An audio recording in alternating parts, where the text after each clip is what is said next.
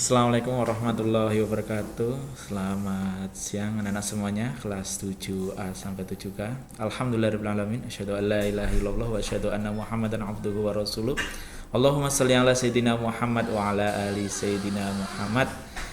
Alhamdulillah, berbahagia sekali rasanya pada kesempatan tahun ajaran yang baru ini saya bisa belajar bersama dengan anak-anak semuanya.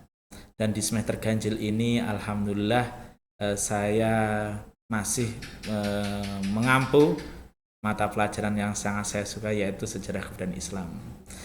Sebelumnya diperkenalkan anak-anak semuanya, saya Bapak Wido Yufri Ashar selaku guru mata pelajaran SKI semester ganjil ini di tahun ini pula. Seperti itu. Namun sebelum kita melangkah ke arah yang lebih jauh lagi, yang pertama-tama kita ingin mengajak kita semuanya, Bapak ingin mengajak kita semuanya untuk bersyukur. Alhamdulillahirabbil alamin. Karena apa?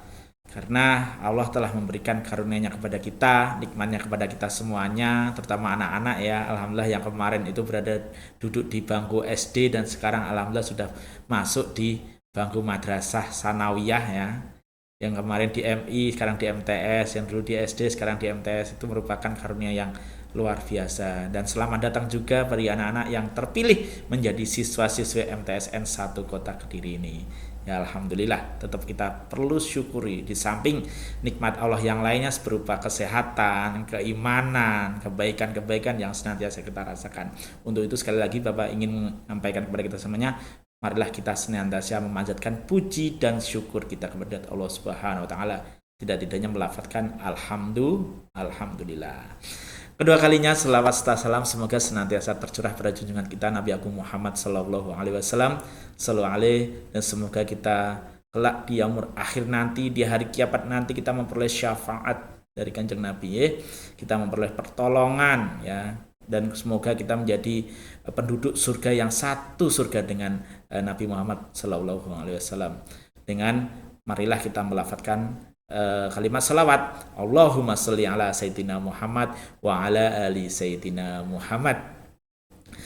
Nah sekalian, melalui media video ini Bapak ingin menyampaikan pula materi tentang materi tentang SKI tentunya ya, yang akan kita pelajari di semester ganjil ini. Namun pada awal semester ganjil ini Bapak ingin menyampaikan materi tentang kondisi masyarakat Arab pra-Islam ya. Ini adalah materi yang pertama kali perlu kita ketahui sebelum kita masuk ke materi-materi tentang misi dakwah Nabi, strategi dakwah Nabi, peristiwa-peristiwa besar yang pernah dialami oleh kaum muslimin saat Nabi tinggal di Mekah dan Madinah tentunya. Seperti itu. Mari kita belajar mulai di kelas ini dengan mengucapkan kalimat basmalah dan sholawat. 1, 2, 3. Bismillahirrahmanirrahim. Allahumma sholli ala sayyidina Muhammad wa ala ali sayyidina Muhammad.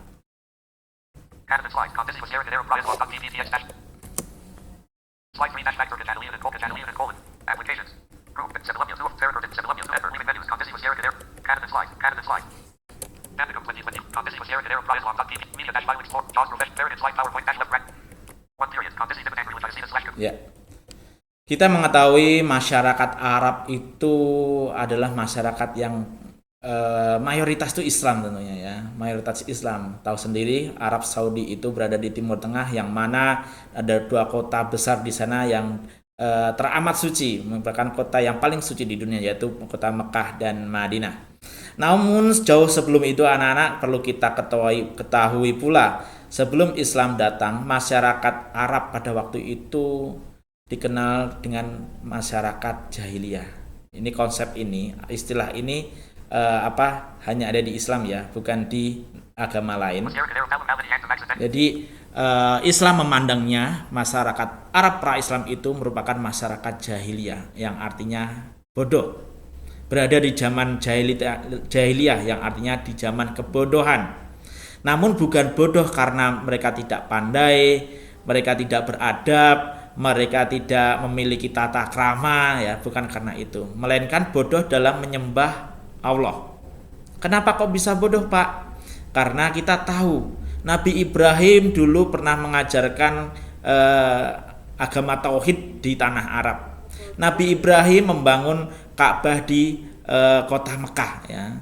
Dan itu sampai saat ini masih ada. Nabi Ibrahim beserta keturunannya, Nabi Ismail, Nabi Ishak ya, beserta keturunan-keturunannya lagi itu senantiasa mengajarkan untuk taat dan beribadah untuk Allah semata. Beriman dan menyembah kepada Allah semata, bukan hal yang lain. Berhubung masyarakat Arab sudah diajari seperti itu, tapi dari tahun ke tahun semakin lama ternyata mereka melenceng dari keimanan. Nah, untuk itu Islam memandang kalau mereka orang-orang masyarakat Arab itu dinilai atau dipandang masyarakat jahiliyah atau masyarakat yang berada di taraf kebodohan, bodoh untuk menyembah Allah, bodoh dalam menyembah Tuhannya, seperti itu.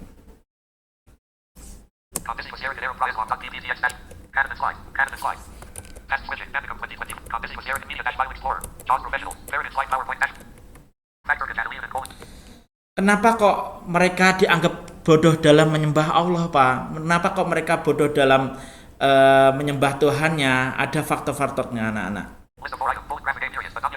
Ya, mereka membutuhkan Tuhan yang bisa mereka sentuh, bisa mereka pandang, dan bisa mereka dekati gitu ya. Jadi mereka membutuhkan kedekatan akan adanya Tuhan, seperti itu anak-anak. Jadi mereka itu nggak percaya kalau Tuhan itu kalau tidak terlihat itu berarti bukan Tuhan. Sehingga mereka itu mencari sosok Tuhan yang bisa mereka dekati. Terlebih lagi mereka itu sangat mengagung-agungkan leluhurnya apa orang tokoh-tokoh masyarakat zaman lalu, masa lampau yang pernah berjasa dalam kehidupan masyarakat Arab. Sehingga mereka mengagung-agungkan para leluhurnya. Dengan cara apa? Mendeskripsikan leluhurnya itu ke dalam sebuah patung, gitu kan. Jadi patung-patung yang ada di Jazirah Arab pada waktu itu sebenarnya itu adalah patung-patung leluhurnya yang dianggap pernah berjasa kepada masyarakat Arab, seperti itu. Ya, mereka pun juga takut dengan adanya bencana ya, bencana alam seperti gempa, gunung meletus ya. Kalau di Arab tuh seringnya seperti itu. Ya, ada gempa itu ada, tidak cuma di Indonesia aja, di Arab pun juga pernah mengalami gempa. Dan mereka takut dengan kekuatan alam, sehingga mereka banyak juga yang menyembah seperti pohon-pohon besar, seperti batu-batu besar yang melekat dan erat kaitannya dengan alam, sehingga mereka mencari Tuhan dari situ. Nah, jadi mereka itu dari lama-kelamaan mencari sosok Tuhan selain Allah gitu loh. Siapa saja itu, Pak? Kalau di Jawa ya mungkin seperti penunggu gua apa, penunggu sungai apa, penunggu pohon apa, penunggu batu apa ya.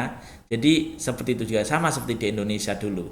Jadi mereka pun juga mencari kekuatan lain karena takut sama kekuatan alam, seperti itu. Jadi ada beberapa faktor ini yang kenapa mereka dianggap jahiliyah.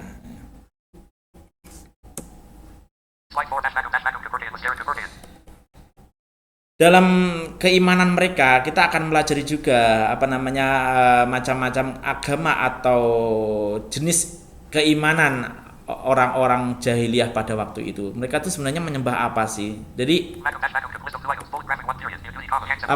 ada agama yang berkembang, ada kepercayaan yang berkembang di dalam masyarakat Arab pra-Islam pada waktu itu. Jadi tidak hanya menyembah berhala saja, melainkan ada kepercayaan-kepercayaan lain yang mereka imani, yang mereka tekuni dan mereka lakukan setiap harinya. Yang pertama mereka ada yang beragama Yahudi.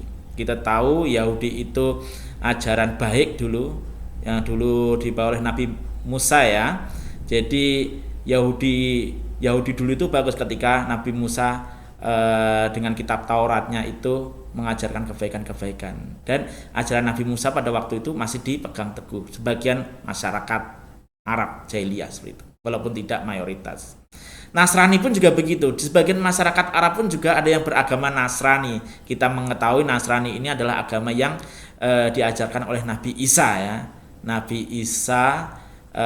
Jadi ada beberapa tokoh Arab zaman pra-Islam itu merupakan tokoh Arab yang berpegang teguh dengan agama Nasrani. Salah satunya adalah sepupunya atau saudaranya Siti Khadijah, seperti itu. Selain Yahudi, Nasrani juga ada sebagian di Jazirah Arab, masyarakat yang tinggal di Jazirah Arab beragama Majusi.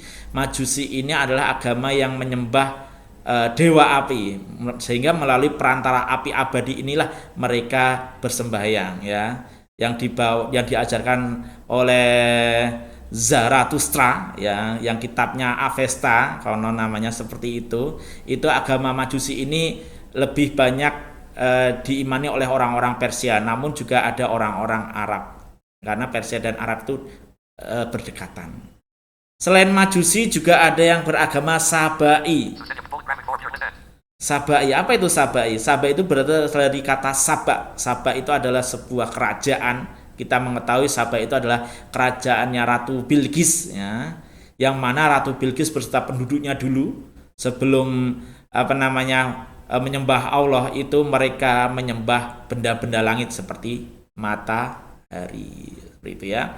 Jadi banyak juga orang-orang masyarakat Arab pra-Islam itu dulu yang menyembah benda-benda langit seperti matahari, rembulan, ya, bintang, ya. Jadi ada juga yang seperti itu. Jadi mereka beragama Sabai.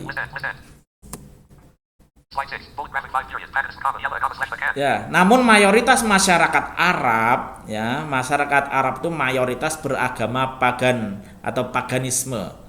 Nah, pagan itu apa? Pagan itu kalau diartikan itu sebenarnya sebuah benda yang dikeramatkan, sebuah benda yang dianggap memiliki kekuatan, sehingga mereka itu mencari sebuah benda atau membuat sebuah benda yang mereka sendiri menganggap benda itu ada kekuatannya. Salah satunya patung. Ini yang mengajarkan siapa, Pak, ya? Padahal ada agama-agama lain yang lebih logis gitu loh. Agama Nasrani logis, agama Yahudi logis gitu kan pada waktu itu, ya. Agama yang lain pun juga mungkin logis gitu. Tapi ini kenapa patung disembah padahal patung itu yang membuat manusia itu sendiri, ya. Itu kan tidak logis kan. Ini berawal dari salah satu tokoh Mekah namanya Amir bin Luhai, ya. Amir bin Luhai itu adalah seorang tokoh baik, ya. Sekali lagi ini tokohnya sebenarnya orangnya baik, tokoh terpandang, berpengaruh. Ketika itu sedang jalan-jalan ke Syam, ya. Ketika Amir bin Luhai ini jalan-jalan di Syam, ia itu melihat penduduk Syam itu bersembahyang melalui perantara patung, gitu kan. Ketika ditanya oleh Amir bin Luhai, kenapa kamu bersembahyang menggunakan patung? Karena patung ini yang membawa kebaikan, patung ini yang membawa keberuntungan. Sehingga Amir tertarik untuk membawa patung dari Syam untuk diperkenalkan oleh masyarakat Mekah pada waktu itu. Begitu patung itu dibawa sampai Mekah, nah Amir ini kan memiliki pengaruh, sehingga apa yang dikatakannya itu pasti diikuti oleh orang-orang yang percaya pada dirinya. Nah, dari itulah akhirnya menjamurlah kepercayaan, sesembahan kepada patung, ya.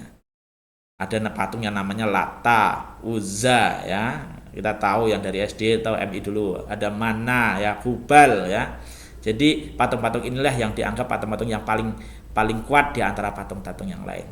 Karena menjamurnya patung di tengah-tengah masyarakat Arab, terutama masyarakat Quraisy, ya, akhirnya Ka'bah yang berada di Mekah itu dikelilingi oleh kurang lebih 360 patung, ya.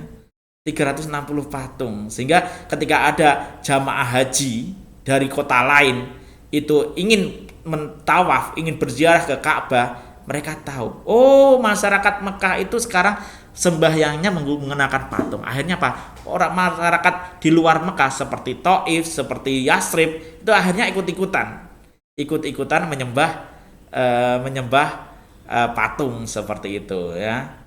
Jadi berawal dari situ, ya. Amir bin Luhai inilah tokoh yang mengajarkan masyarakat Arab untuk menyembah patung seperti itu. Jadi kesimpulan dari bentuk kejahilian di di bidang kepercayaan itu orang-orang Arab pra-Islam itu menyembah patung. Ada yang menyembah benda-benda langit. Namun ada juga yang menyembah agama-agama yang pernah diajarkan oleh nabi-nabi terdahulu seperti Nasrani ataupun Yahudi, seperti itu.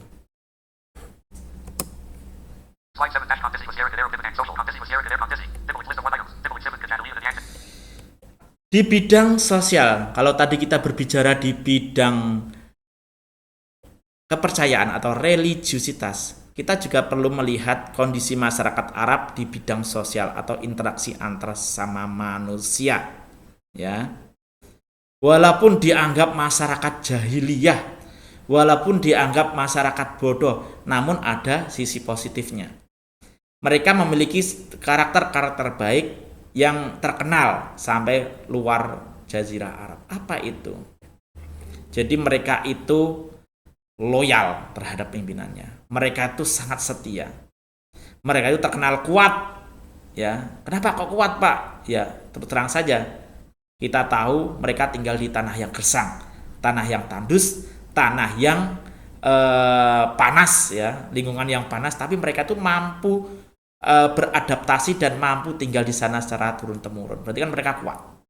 Gigih dalam bekerja, ya. Mereka itu sangat gigih dalam bekerja.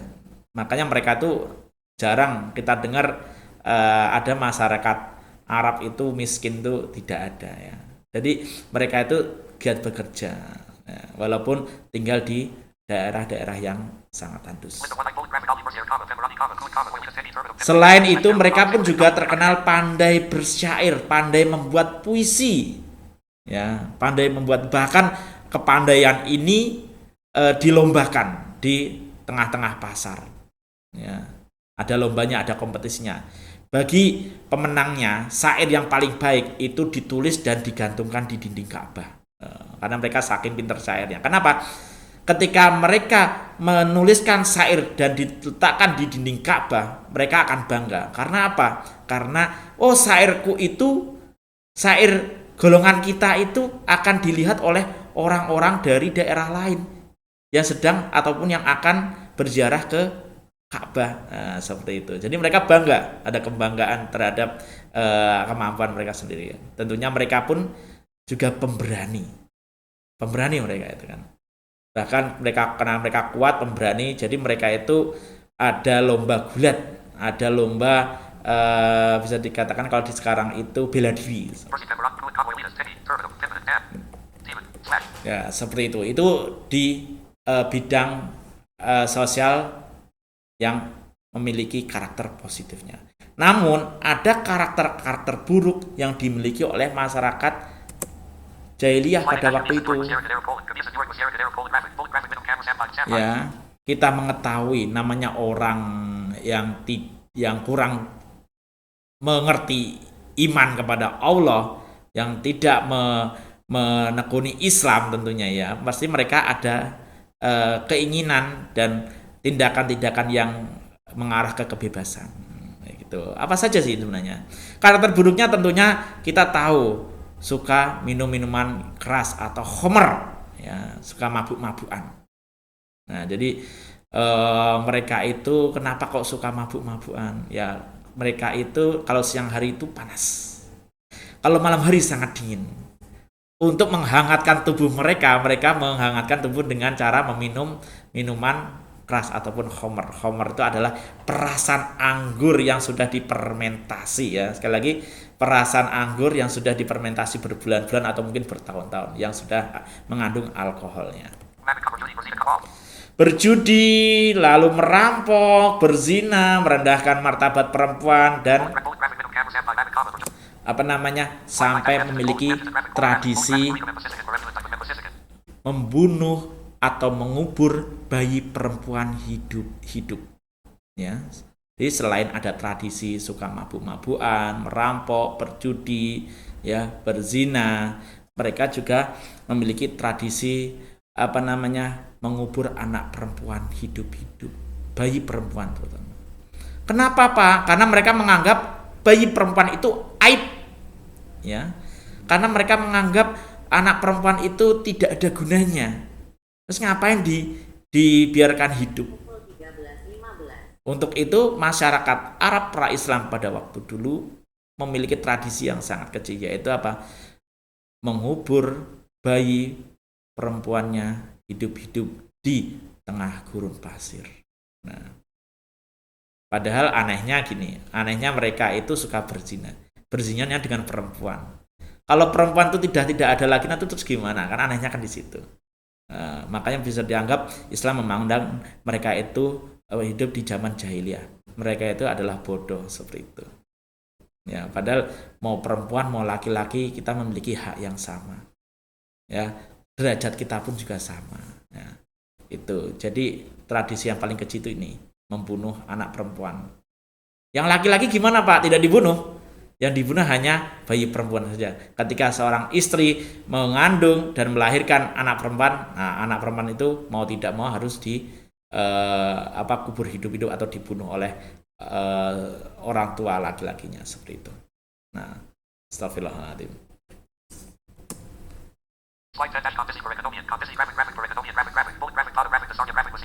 Kondisi perekonomian.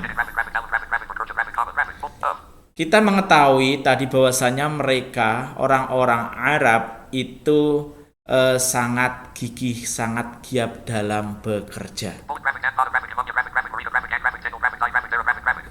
Ya, dan mereka yang tinggal di daerah yang tandus, mereka mengandalkan sektor perdagangan atau berniaga.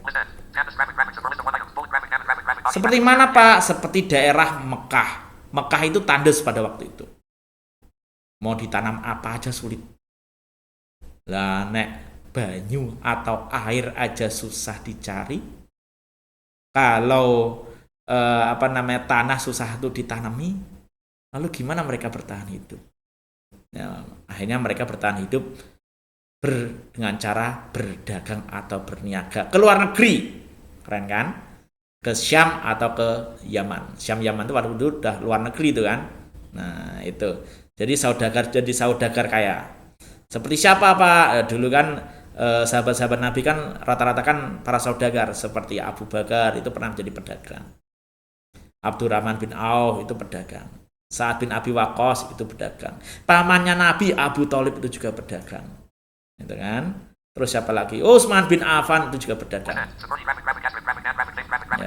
Namun bagi masyarakat Arab yang tinggal di daerah yang subur alias daerah yang memiliki kandungan air yang cukup melimpah, itu mereka mengandalkan sektor pertanian atau perkebunan, dan sebagian dari mereka itu ada yang berternak atau mengembala. Namun di daerah yang tandus tadi juga ada ya sebagian yang menjadi pengembala ya. Nah, seperti Umar bin Khattab itu dulu juga pernah menjadi pengembala. Nabi Muhammad kecil pun juga dulu pernah menjadi pengembala juga kan, saat tinggal di Mekah kan, mengembala kambing, domba miliknya orang-orang Mekah pada waktu itu. Jadi ini baik di tanah yang tandus ataupun tinggal di tanah yang subur, ada yang menjadi pengembala atau peternak. Ternak apa? Ada ternak keledai, onta, kambing seperti itu.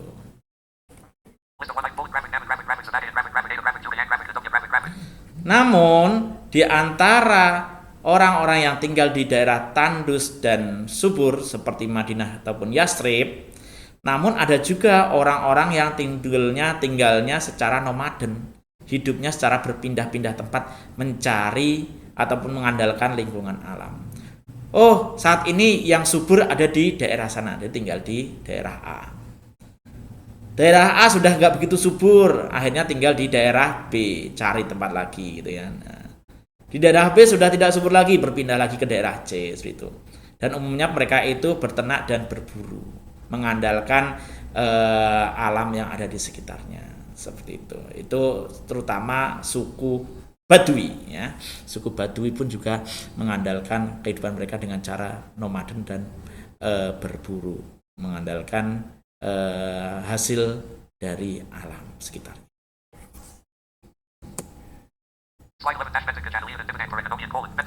Namun, walaupun mereka giat bekerja, ada yang bekerja menjadi petani, dari pedagang, peternak, pengembala, namun ada bentuk-bentuk kejahilan di bidang perekonomian. Apa saja itu? Di antaranya mereka itu senang menerapkan riba.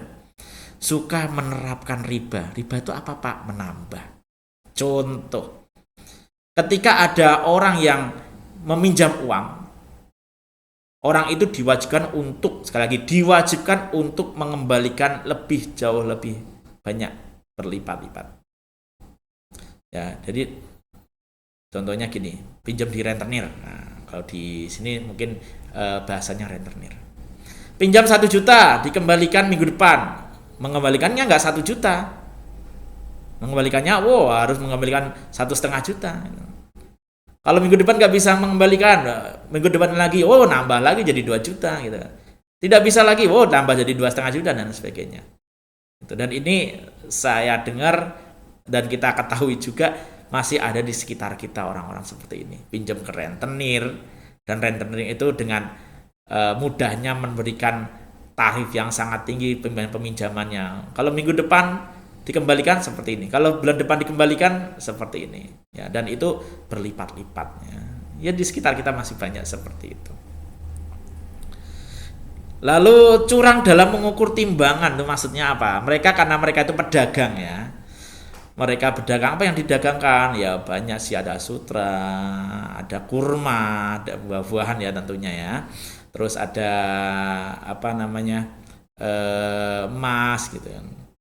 Jadi ketika sebuah barang dagangannya itu perlu ditimbang, dianggaplah ini udah sekilo ini, padahal nggak nyampe sekilo. Nah, jadi timbangannya itu diberi pemberat, nah, sehingga seolah-olah itu kalau diukur sekilo, padahal ketika sampai rumah diukur lagi ternyata nggak sampai sekilo. Nah, itu udah ada dari zaman dulu, dan mungkin sekarang juga masih ada juga ya. Beli beras 1 kilo. Ternyata dibawa ke rumah, diukur di timbangan di rumah, ternyata nggak nyampe 1 kilo. Ternyata cuma 88 on, 800 gram gitu kan. Itu kan juga banyak seperti itu. Jadi ini juga merupakan bentuk kejahilan. Selain itu pula, mereka suka menerapkan tarif atau harga yang sangat tinggi saat mereka itu bertransaksi jual beli. Contoh, beli kurma yang rata-ratanya itu harganya 50.000 1 kilo. Tapi mereka menjualnya 100.000, 200.000. Itu hal-hal yang biasa. Gitu. Padahal kurmanya kurma biasa aja, kalau bukan kurma yang kualitas bagus. Kalau kurma yang kualitas bagus mah harga 100.000 tidak apa-apa ya. Tapi kalau kurmanya itu kualitas biasa aja yang harganya mungkin 1 kilonya 50.000, ya seharusnya harganya juga 50.000. Jangan ini harganya sekian gitu. Jauh dari itu. Dan itu nggak boleh tentunya. Dan ternyata di sekitar kita pun juga masih ada hal yang seperti itu, ya. Itu di bidang perekonomian setidaknya mereka melakukan hal ini, ya, curang dalam menimbang, suka menerapkan riba, dan ketika mereka berjualan tarifnya, harganya tinggi banget barang-barang dagangannya seperti itu.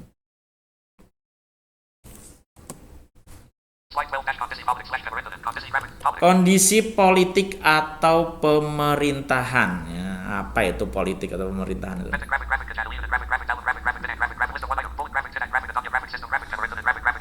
Jadi perpolitikan di Jazirah Arab, terutama di Mekah, Madinah itu sebenarnya itu tidak stabil gitu. Karena apa? Karena mereka itu tidak memiliki sistem pemerintahan. Ya, tidak ada sistem pemerintahan. Apalagi karena tidak ada sistem pemerintahan, ya akhirnya politiknya tidak stabil ya. Sehingga apa? Ketika ada seorang tokoh berpengaruh, ya, terhormat, kaya dan kuat, ya dianggap tokoh itulah yang menjadi pemimpin mereka gitu. Jadi kalau dia itu kaya, terhormat, dari keluarga yang terpandang, ya itulah yang menjadi pemimpin mereka ya. Terus yang nggak kaya gimana Pak? Udah ditindes. Ketidakadilan itu pasti terjadi. Itu bentuk kejahilan di bidang politik. Karena apa? Tidak ada sistem pemerintahan, tidak ada yang mengatur mereka gitu kan.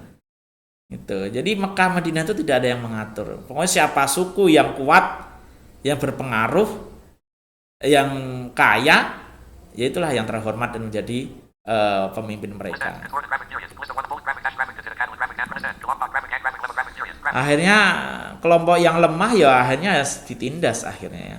Kelompok yang tidak kaya ya udah disia-siakan. Itu bentuk politik di Jazirah Arab pada waktu itu. Nah, apalagi karena tidak ada sistem pemerintahan, mereka tidak memiliki identitas negara, konsep negara atau pemerintahan yang jelas. Tidak seperti di Indonesia. Jelas identitas kita, ada UUD, ada Pancasila, konsepnya jelas. Nah, berhubung mereka tidak memiliki identitas, ya udah sesuka hati aja gitu kan. Sehingga ketika mereka mengambil keputusan, biasanya itu didasari ego, ya, didasari nafsu gitu kan, didasari bukan logika yang kuat begitu loh, berdasarkan gagasan yang bagus itu tidak.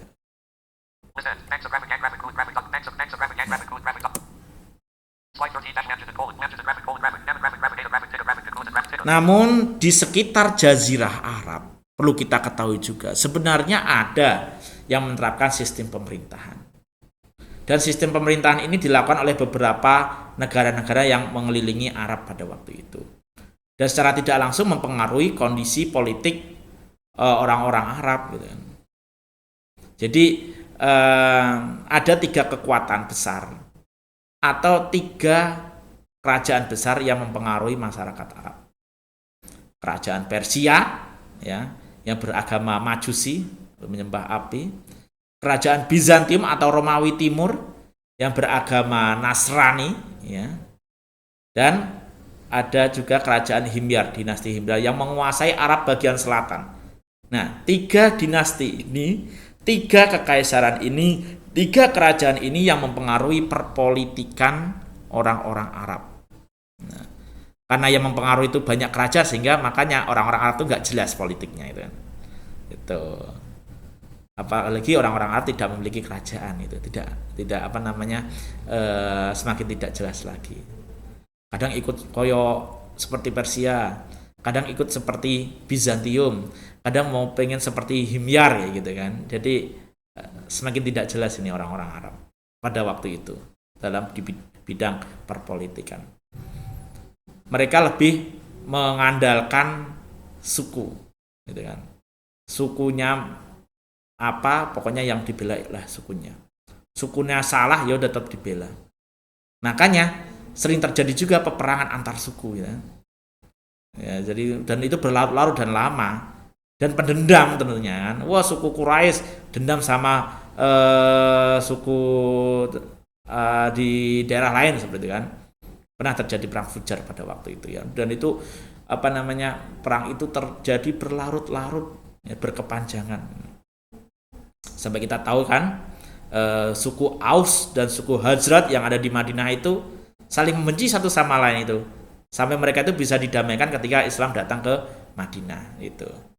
Nah, karena apa? Mereka itu dulu nggak ada yang ngatur dan mereka itu benci suku lain. Yang baik itu hanya sukunya mereka sendiri. Suku lain tuh wah bukan apa-apa. Makanya saling bermusuhan pada waktu itu.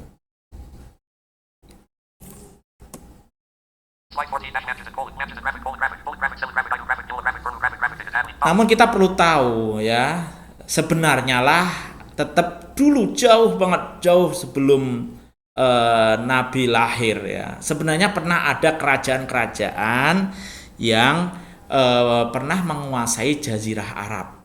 Ya, ada kerajaan-kerajaan yang pernah menguasai Jazirah Arab. Tapi lama kelamaan kerajaan itu tidak memperdulikan Jazirah Arab.